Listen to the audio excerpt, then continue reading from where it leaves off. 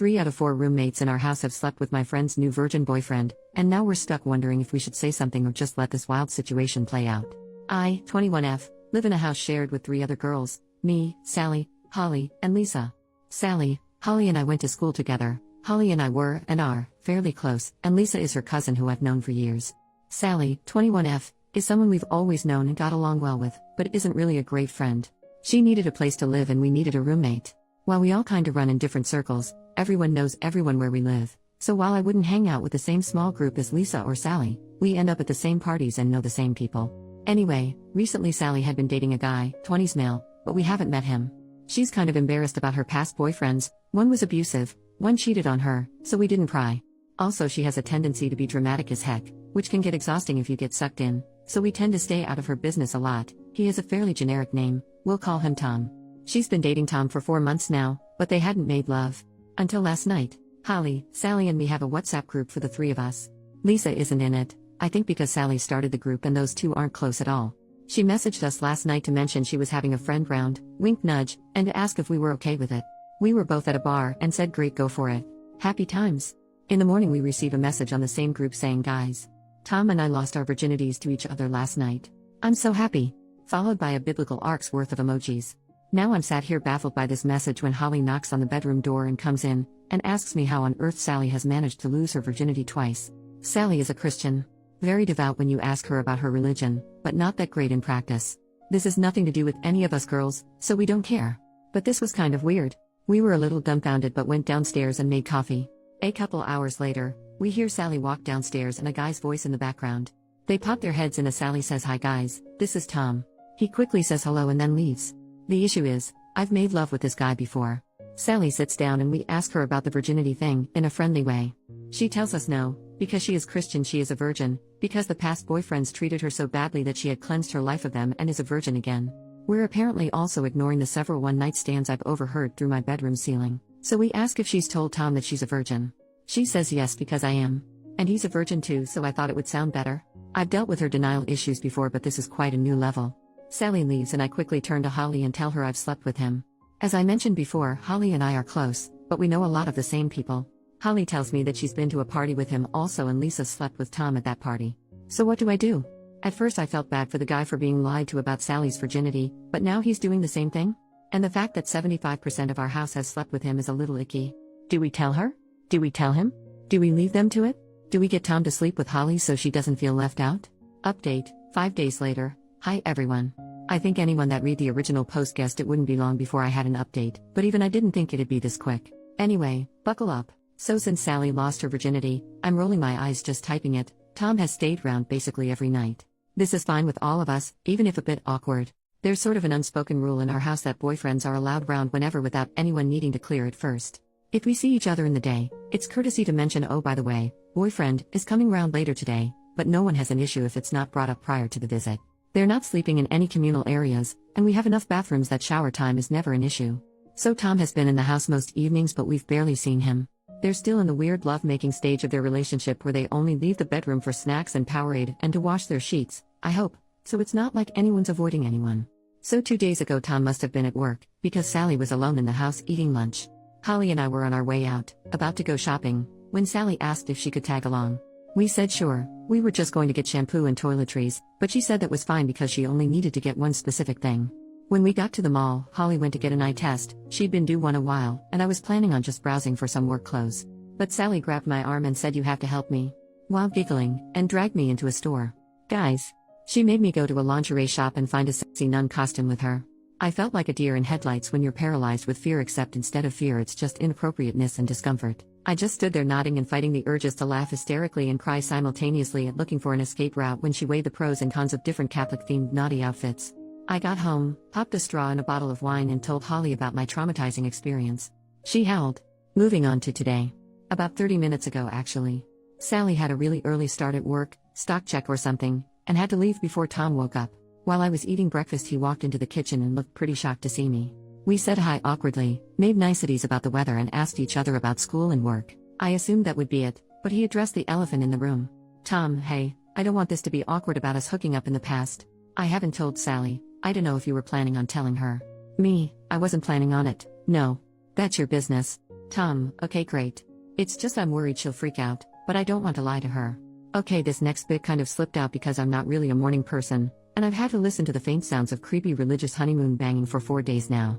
Me, well, maybe telling her you're a virgin wasn't the best idea then. Tom laughs and then says, huh, what? Well, he never told her he was a virgin.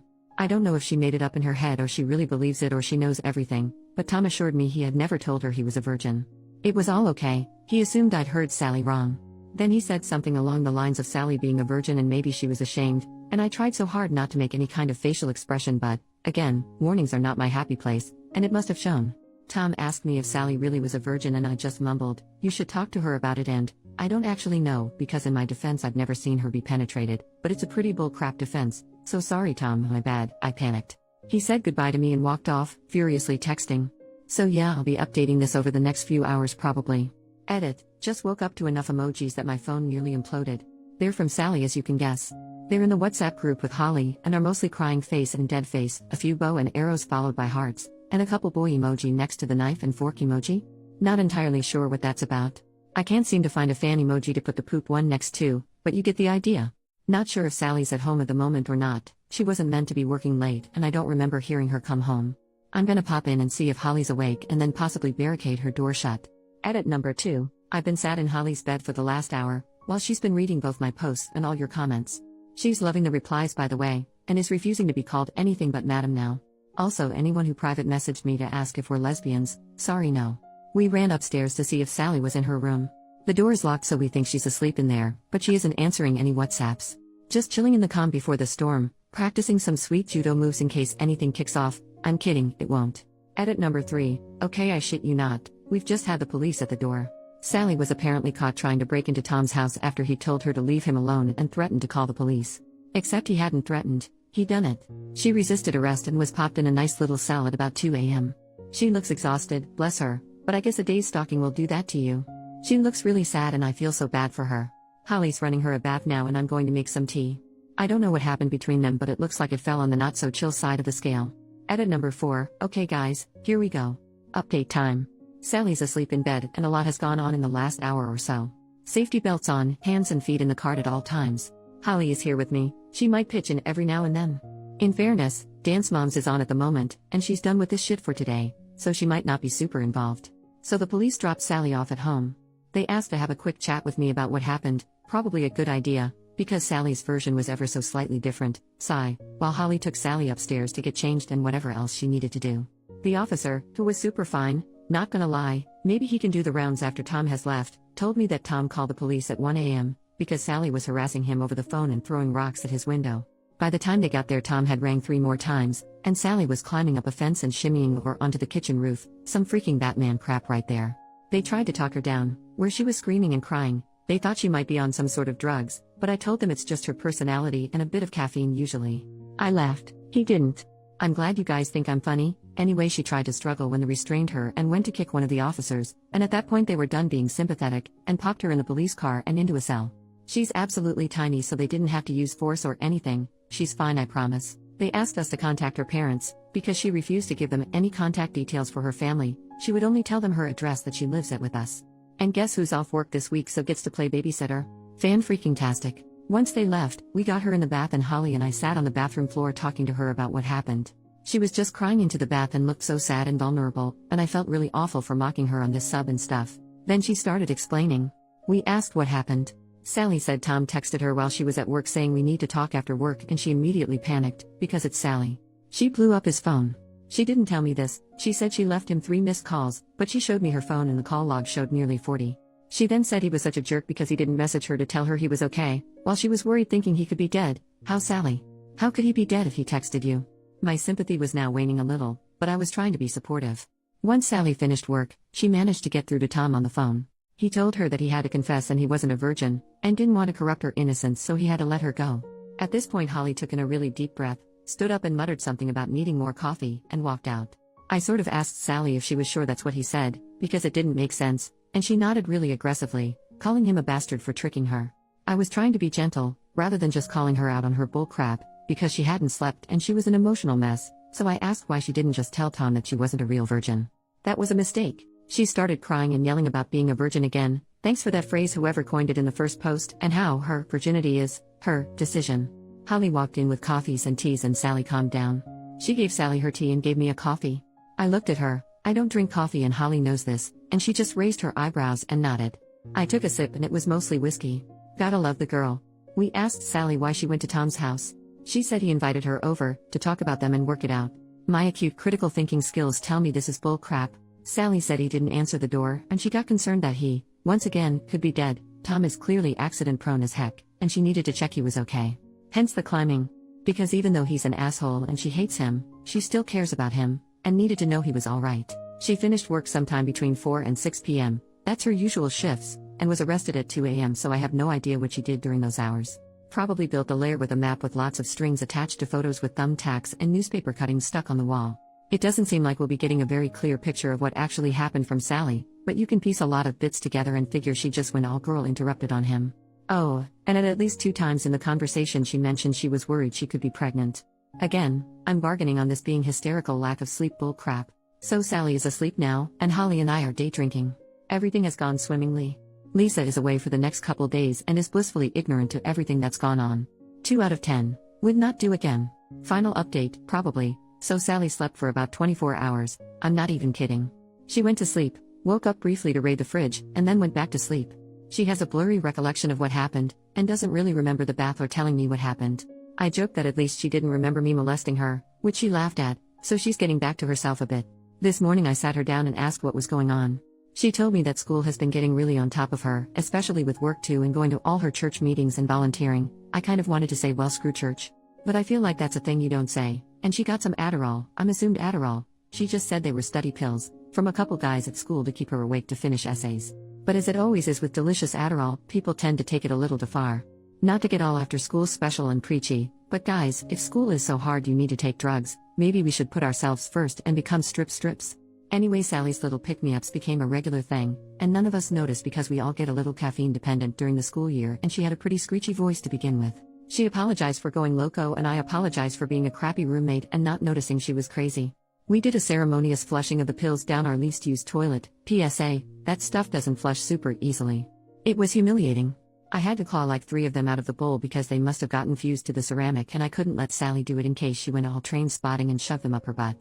It really ruined the moment, and now it's probably going to be our never-used toilet because I managed to drop the bag in, and I think it messed up the system because it's blocked. We have a meeting next week with someone at school, I guess a counselor? I didn't speak directly with her on the phone, who's going to talk about healthy ways of dealing with stress. It was just going to be Sally going, but she was nervous so I said I'd go too, and it can't really hurt to know how to calm myself down in a way that isn't alcohol. I asked Sally if she was going to talk her parents about this, but she said no, because as I mentioned in some comments, they're very religious and their suggestion would be pray more. I have their number though, I'll use it if I need to. I asked Sally if she was pregnant and her eyes widened and she looked baffled. She actually said no? Are you? So we can equate that to mild psychosis and crazy beachness, we've all been there. She also asked me if she thinks Tom would ever speak to her again and I just hugged her and started laughing so she hit me and went really red. Sorry honey, if he comes back after that, you don't want him. So for now, we are back to normal. I think. Sally is still a little crazy, but in the constantly hormonal kind of way. Holly and I haven't had a drink yet today, and Lisa is still fucking oblivious to all of this. She probably won't care. She genuinely doesn't like drama. I'd love to start a blog about us, as many of you have requested, but I'm pretty sure it'd never be as interesting as these posts. Relevant comments. Commenter number 1, so is Tom super hot? Are you guys in a smallish town? Trying to figure out the odds of 3 women in the same house sleeping with the same guy and not knowing. OP, he is very good looking, but it's also a small town. Basically everyone our age around here goes to the same bars and parties, so you're bound to know someone who knows someone. Commenter number 2, OP, I think this may be my favorite relationships post ever. It might not actually be appropriate to ask Tom for his side, but damn I'd like to know how it went down according to him. The poor man needs a bottle of booze for having to deal with her, so do you and Madam Holly. I doubt she will listen if you tell her, but Sally should seek therapy, outside her church. Part of me really hopes there's another update. But, for the sake of all involved, I also hope there's no more drama. OP, trust me I'd love to know too, because I feel like it would be vastly different from Sally's story. But we'll probably never know, unless I bump into Tom at a bar in the future. I'll be sure to update if I do. Once Sally is calm in a couple days I'll have a talk with her about all this, because let's face it, it was a bit much. I don't think her parents will be much help, they're nice but they're kind of the sort of people who think you pray all your problems away. Commenter number 3, Virginity is so self-evidently a social construct when you believe you can regain your imaginary virginity in order to imaginarily lose it again. None of this makes any sense to me. OP, it doesn't make sense to anyone.